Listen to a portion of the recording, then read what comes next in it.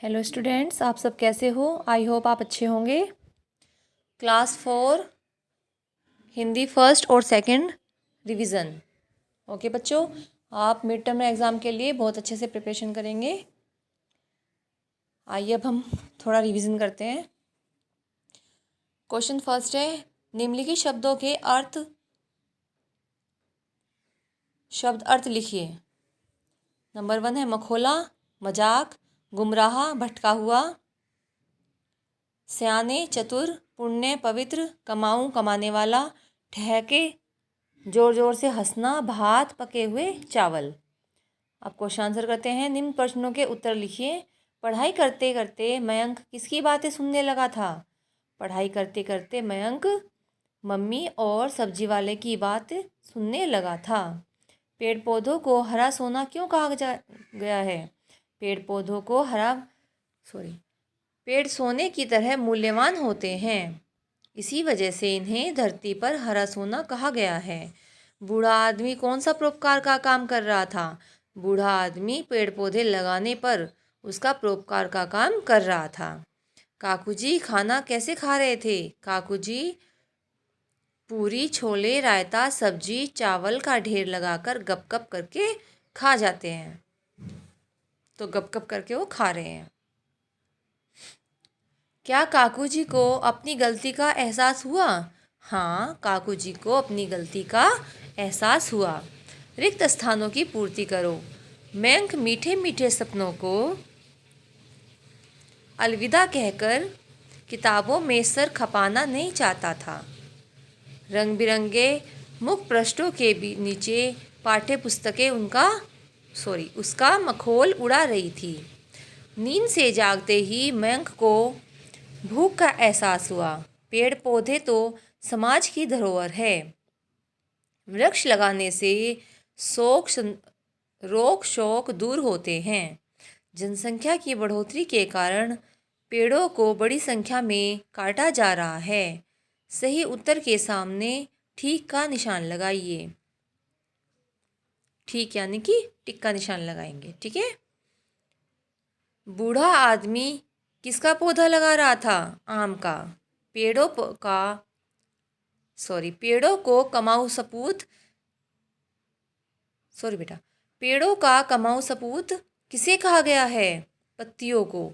मयंक की परीक्षा होने में कितने दिन बचे हैं? 2 हफ्ते। तुषार क्या कर रहा था? उपन्यास पढ़ रहा था। किसने कहा, किससे कहा और क्यों कहा? ठीक है बच्चों, इन्हें अच्छे से समझेंगे। जी हाँ, आप आराम फरमाइए, मैं अभी बनाकर लाती हूँ चाय। सोमू ने सोमी से कहा। मूड बनाना भी सचमुच बड़ा टेढ़ा काम है। मयंक ने तुषार से, तो सोने से पहले तुम बासी होते हो क्या? पापा ने मयंक से। धोखा तुम दे रहे हो, अपने आप को धोखा, तुषार ने मयंक से कहा। निम्नलिखित प्रश्नों के उत्तर लिखो। ये सेकंड आपका हिंदी सेकंड व्याकरण। इसके क्वेश्चन आंसर पढ़ेंगे।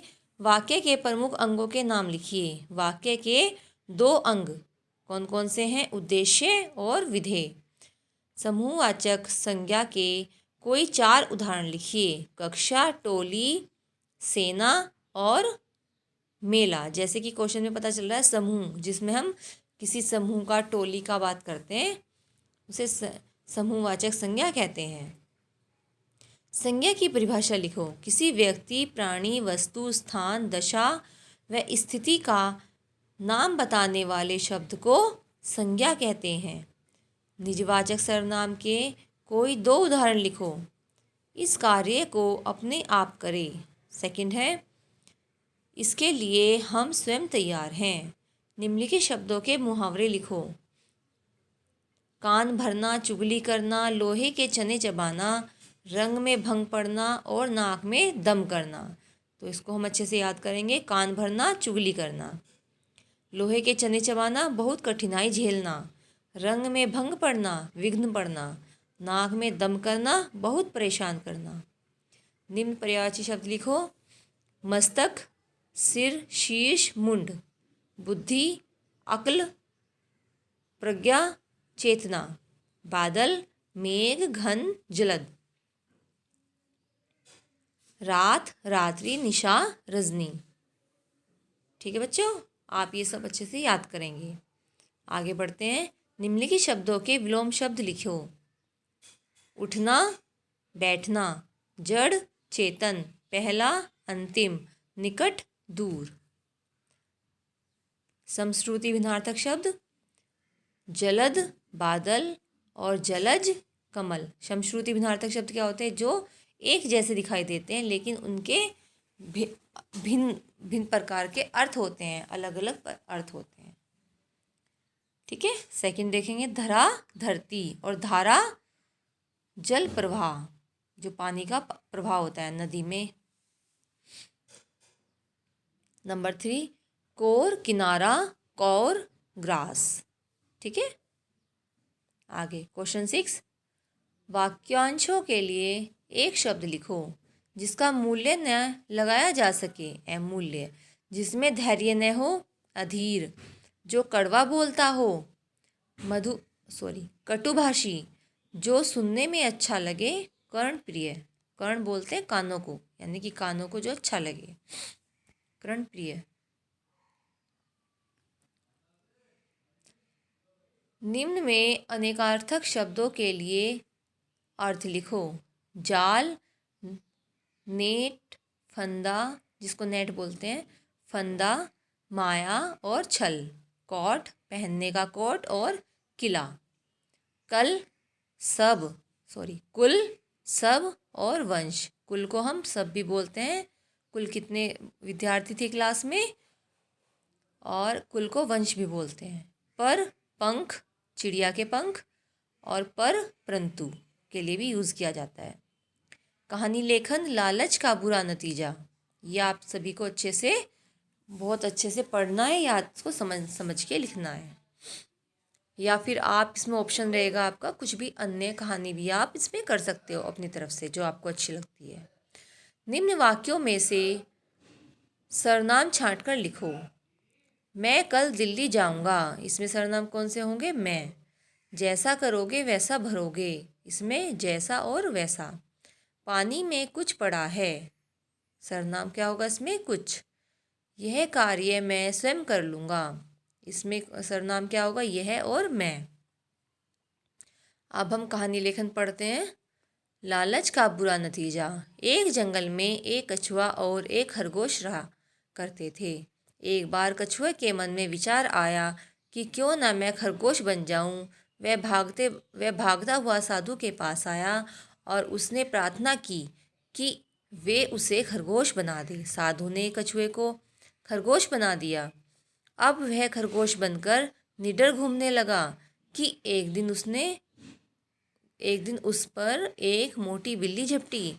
खरगोश भागता हुआ फिर साधु के पास गया और उसने प्रार्थना की कि वे उसे मोटी बिल्ली बना दे। साधु ने खरगोश को मोटी बिल्ली बना दिया। अब खरगोश बिल्ली बनकर घूमने लगा। एक दिन एक गीदड़ उसे खाने के लिए दौड़ा। बिल्ली दौड़कर साधु के पास आई और उसने उसे एक गीदड़ बना देने का आग्रह किया। साधु ने तरस खाकर उसे गीदड़ भी बना दिया। अब वह गीदड़ बनकर ठाठ से इधर उधर घूमता रहा। एक दिन एक शेर उसे देखकर अपना शिकार बनाने के लिए उसके पीछे भागा।